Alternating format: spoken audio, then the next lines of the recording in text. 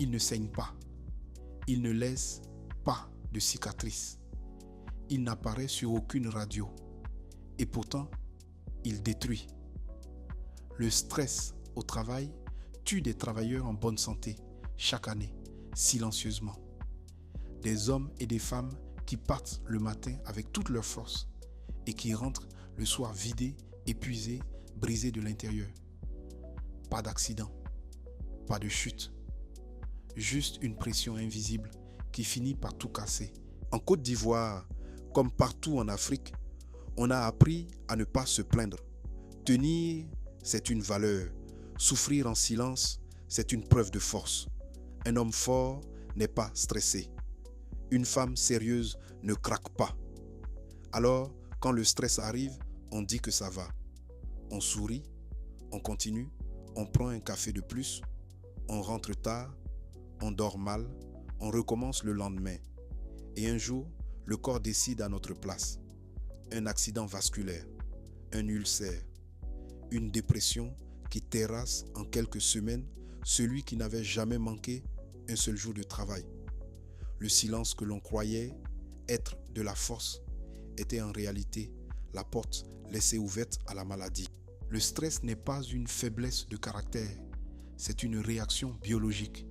Quand le cerveau perçoit une menace, il envoie un signal d'alarme dans tout le corps. Le cœur s'accélère, la pression artérielle monte, les muscles se contractent, le corps se prépare à fuir ou à combattre. Cette réaction est utile face à un danger immédiat. Mais quand la menace ne s'arrête jamais, quand l'alarme sonne tous les jours pendant des mois, le corps s'use de l'intérieur. Le cœur fatigue, le système immunitaire s'effondre, le cerveau se met en mode survie permanente et toutes les fonctions de réflexion, de mémoire, de prise de décision commencent à se dégrader. Ce n'est pas dans la tête, c'est dans les cellules. Le stress au travail ne vient pas d'abord de la personne, il vient de l'organisation et il faut les nommer clairement pour pouvoir les combattre. Première cause, la surcharge de travail. Trop de tâches, pas assez de temps, des délais impossibles. La personne fait le travail de deux, sans reconnaissance et sans fin visible. Elle finit par croire que c'est elle qui est insuffisante. Ce n'est pas vrai. C'est l'organisation qui est mal calibrée. Deuxième cause, le manque de contrôle. Quand un travailleur ne maîtrise rien de ce qui lui arrive, quand les décisions tombent sans explication, quand les règles changent sans prévenir, le cerveau entre en état d'alerte permanente. L'incertitude est l'une des formes de stress les plus destructrices. Troisième cause, l'injustice. Être traité de façon arbitraire, voir un collègue promu sans raison claire, subir des remarques humiliantes d'un supérieur, l'injustice active dans le cerveau les mêmes zones de douleur que la souffrance physique. Elle blesse aussi profondément et elle laisse des traces aussi longtemps. Quatrième cause, l'insécurité de l'emploi.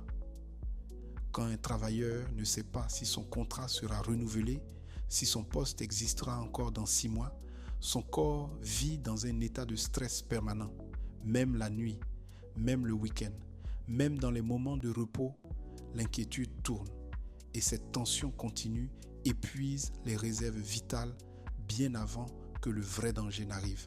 Cinquième cause, l'isolement et le manque de soutien. Travailler dans un environnement froid, compétitif, où l'on ne peut pas parler librement à ses collègues, où le responsable n'est accessible qu'en cas d'erreur. C'est travailler seul face à toute la pression du monde. L'être humain n'est pas conçu pour affronter la pression seul. Le lien social est un amortisseur naturel du stress. Quand ce lien est absent ou abîmé, tout devient plus lourd. Sixième cause, le management toxique, des ordres contradictoires, des objectifs inatteignables fixés sans concertation. Je veux ce rapport sur mon bureau immédiatement. Mais monsieur, il n'est pas encore... C'est ça, où vous êtes viré. Des humiliations en public, un chef qui surveille sans faire confiance, un style de management qui écrase plutôt qu'il ne soutient peut transformer n'importe quel poste en source de souffrance, même un travail que l'on aimait profondément. Le coût du stress au travail est immense, mais il reste invisible parce qu'il ne figure sur aucune ligne comptable. Pour le travailleur, c'est l'insomnie qui s'installe nuit après nuit.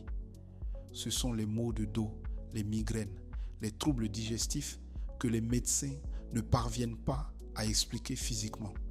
C'est l'irritabilité qui brise les relations avec la famille, les enfants, les proches. C'est la dépression qui s'installe lentement chez quelqu'un qui a toujours été debout. Et dans les cas les plus graves, c'est l'infarctus du myocarde ou l'accident vasculaire cérébral qui frappe un homme de 40 ans en pleine forme, en pleine réunion. Pour l'entreprise, un salarié sous stress chronique produit 2 fois moins, fait 2 fois plus d'erreurs et est absent bien plus souvent.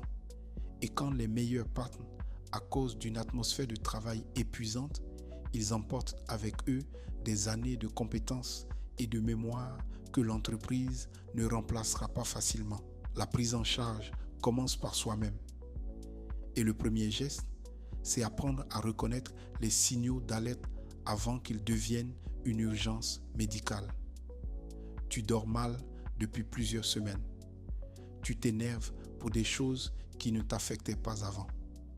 Tu n'arrives plus à te concentrer. Tu as des douleurs physiques sans cause identifiable. Tu n'as plus de plaisir dans ton travail, même les jours où tout devrait bien se passer. Ces signaux ne sont pas des signes de faiblesse, ce sont des informations. Ton corps te parle. Il faut l'écouter. Le deuxième geste, c'est ne pas rester seul. Parler à un collègue de confiance. Consulter un médecin. Appeler un proche. Le silence aggrave. La parole soulage, même quand elle ne résout pas encore. Le troisième geste, c'est reprendre la main sur ce que tu peux contrôler.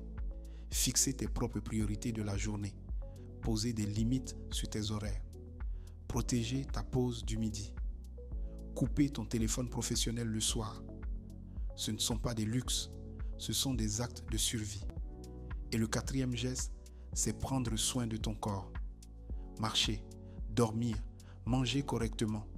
Le corps sous pression chronique a besoin de récupération active. Cette récupération n'est pas de la paresse, c'est de la maintenance préventive, exactement comme on entretient une machine avant qu'elle ne tombe en panne. La prise en charge ne peut pas reposer uniquement sur l'individu. L'entreprise a une responsabilité légale et morale. Et les organisations qui agissent concrètement sur le stress au travail ne le font pas par générosité. Elles le font parce que c'est rentable, parce que des équipes qui vont bien produisent mieux, durent plus longtemps et attirent les meilleurs profils. Première action collective, former les managers. Un chef d'équipe qui sait reconnaître les signes de détresse chez ses collaborateurs peut intervenir avant que la situation ne dégénère. Il n'a pas besoin d'être psychologue. Il a besoin d'être disponible, d'écouter et de ne pas minimiser ce qu'il entend. Deuxième action, clarifier les rôles et les attentes.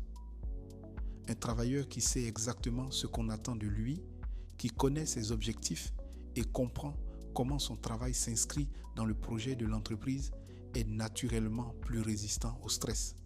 L'ambiguïté est toxique. La clarté protège. Troisième action, créer des espaces de parole réguliers, pas des réunions de contrôle, des espaces où l'équipe peut dire ce qui va et ce qui ne va pas, sans craindre de représailles. Une entreprise qui écoute ses équipes détecte les tensions avant qu'elles ne deviennent des crises. Quatrième action, adapter la charge de travail à la réalité. Des objectifs inatteignables ne motivent personne. Ils épuisent, ils découragent, ils font fuir. Fixer des objectifs réalistes, ajuster les ressources aux missions, c'est du management sérieux, pas de l'indulgence.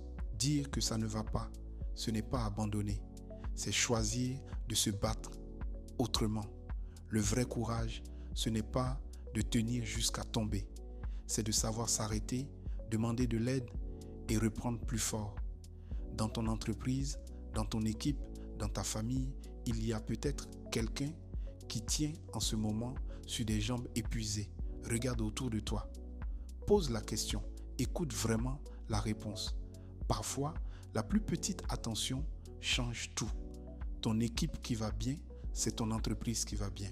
Et ton entreprise qui va bien, c'est ta famille qui va bien. Cette vidéo a été produite par Découvre le Monde, structure spécialisée en production audiovisuelle pour la prévention des risques professionnels, stress, épuisement, santé mentale au travail. Nous produisons des contenus de sensibilisation adaptés à votre secteur et à vos équipes.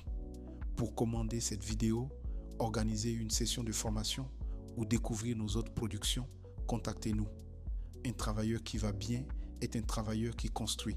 Cette vidéo vous a été utile? Abonnez-vous à notre chaîne YouTube Découvre le Monde pour ne manquer aucune vidéo de sensibilisation. Ensemble, faisons du travail un endroit plus sûr pour tous les travailleurs ivoiriens.